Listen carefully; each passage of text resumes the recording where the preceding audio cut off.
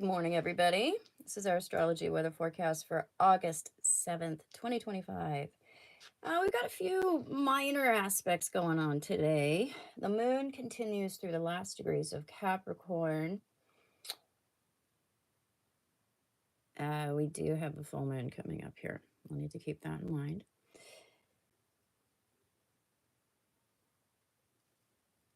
The moon in Capricorn is not something that encourages, willy-nilly emotional diarrhea. It's more, concerned with equilibrium, keeping things steady. The mood does shift as the moon goes into Aquarius later on this evening, but Aquarius itself is not something that's prone to dramatic shifts itself. That's helpful because we do have an interesting aspect between the sun and Mars. It's a semi-square, it's a minor aspect, but it is still something. It's a little bit of a grit in our eye. We have to watch ourselves for overreactions because we're prioritizing winning and supremacy and like performing a slam dunk over getting to our actual goal. So this is where we can stub our toe on pride, overreactivity, being a meathead, and it always seems right at the time, but it's actually a shortcut. It's something that it's like an obstacle or an argument, a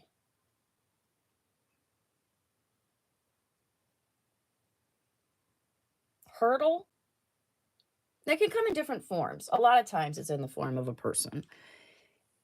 And we're like, I don't want to deal with this. I don't want to do what it takes to work this out. I'm just going to blow past this. And it really causes more problems than we need. We have to double back, always with a semi-square, always.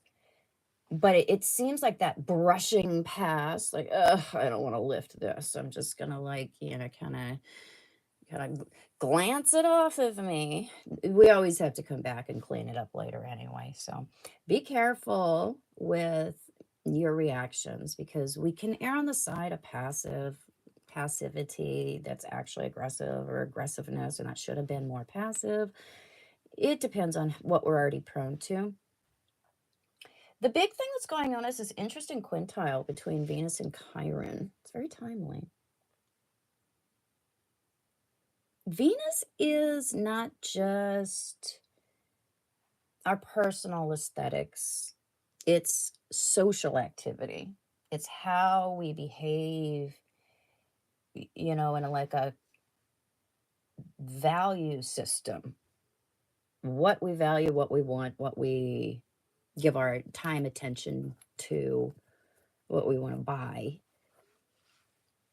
It's an interesting thing. It's not happening in isolation. It's kind of more complicated. I will talk about this in my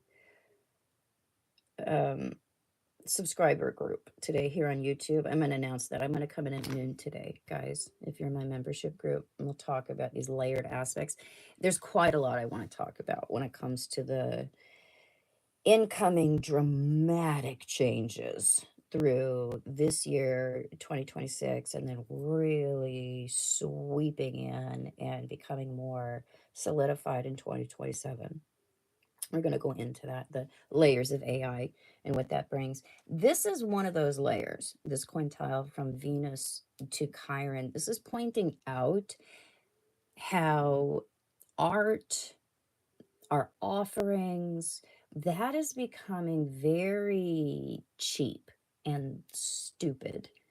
There's a lot of slop and novel stuff that's going to run its course. It's something that's a product of having a new toy. And so we do want to play with it. We're going to pump out a bunch of dumb pictures and videos and stuff, and then we're already getting tired of it.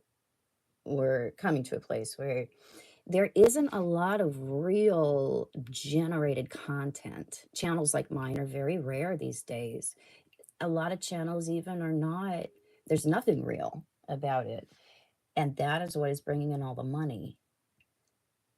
So we're starting to see that something that's authentic or real in ourselves, and that what we buy, what we create, what we prize, what we have in our home, things that are handmade, things that are human made, things that are crafted, that is what becomes more rare as we go into the new age, and things are extremely, anything is readily available. What isn't is your personal offering.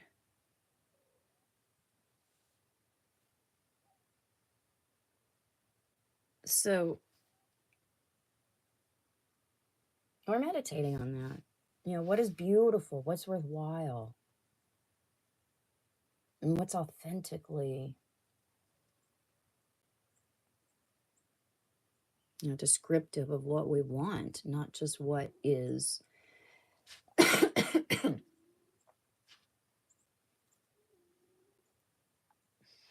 not just what there's a lot of. So when it comes to people, relationships, things, what catches our eye on many different levels, we're starting to realize that, oh, I don't want what comes easy. I don't want what's mass produced. I don't want what anybody could get. I don't, want a poster of a, a Jesus lobster. Now we start scouring garage sales for that old print of the Velvet Elvis. Whereas before, we were like, lame. Not anymore. We look at craft differently. We look at what's put together by the human hand and the human brain differently.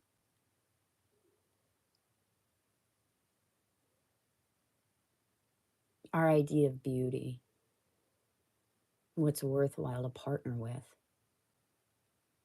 what we want to shop for, it changes.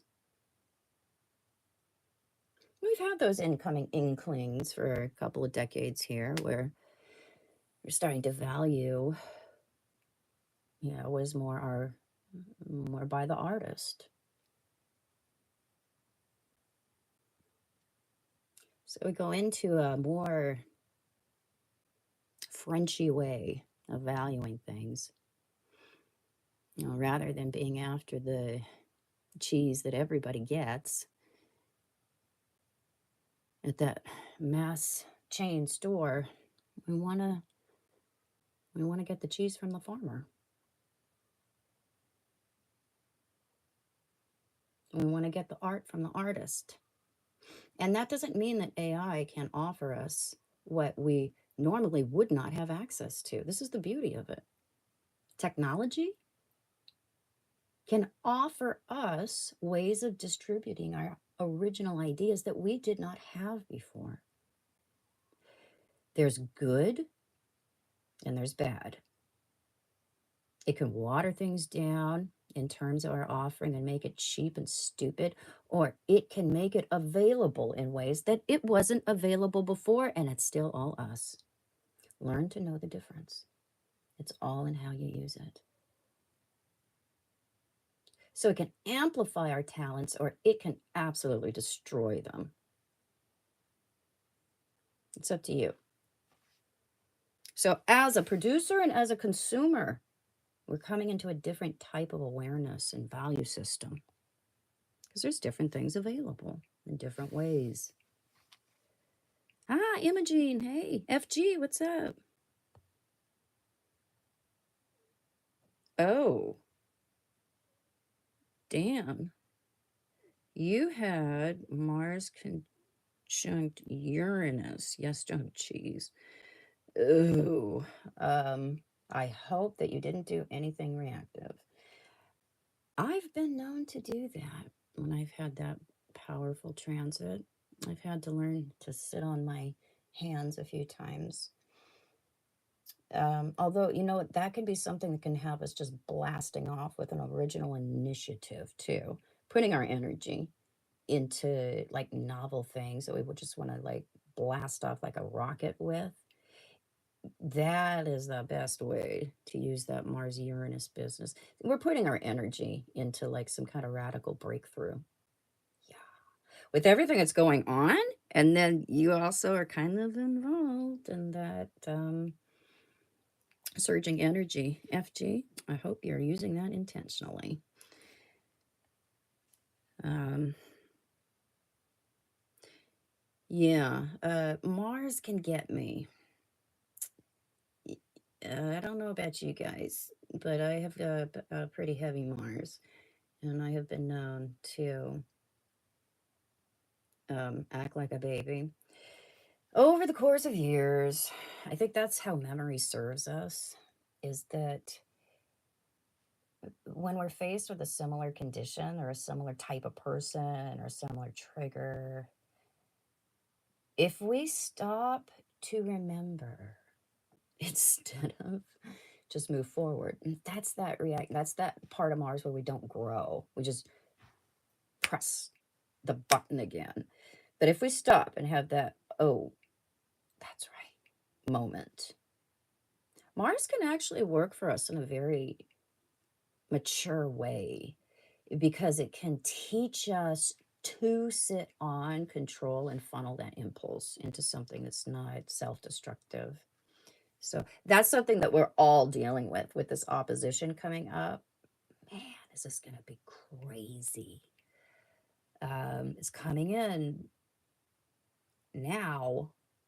Uh, yeah, tomorrow, today, tomorrow, the next day. Yeah, it's really something, the tension that's building when it comes to cutting through accumulative crap, particularly when it comes to institutions. Oh, geez, FG on the fourth house cusp. Ooh, so it got you right in the stomach. Anything on the fourth house cusp, and we have those difficult transits, it does tend to happen more internally or be something that affects us emotionally. So it, in that sense, it does give us some better measure of control over it.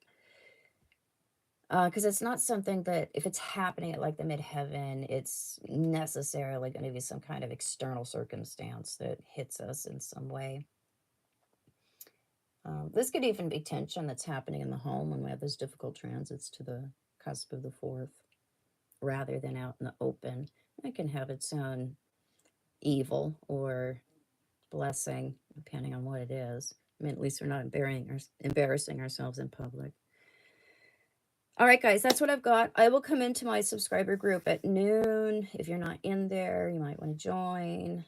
I'm going to start adding more complex lessons in there as I get my book chapters done. I know I've been a bit absent, but I've been really, really focusing on getting my transits book sorted through and written, and getting that done, and getting my tarot cards packaged and getting those ready to go. I have a few decks that I'm working on. Okay, guys, I will catch you later. Bye. Don't get into trouble.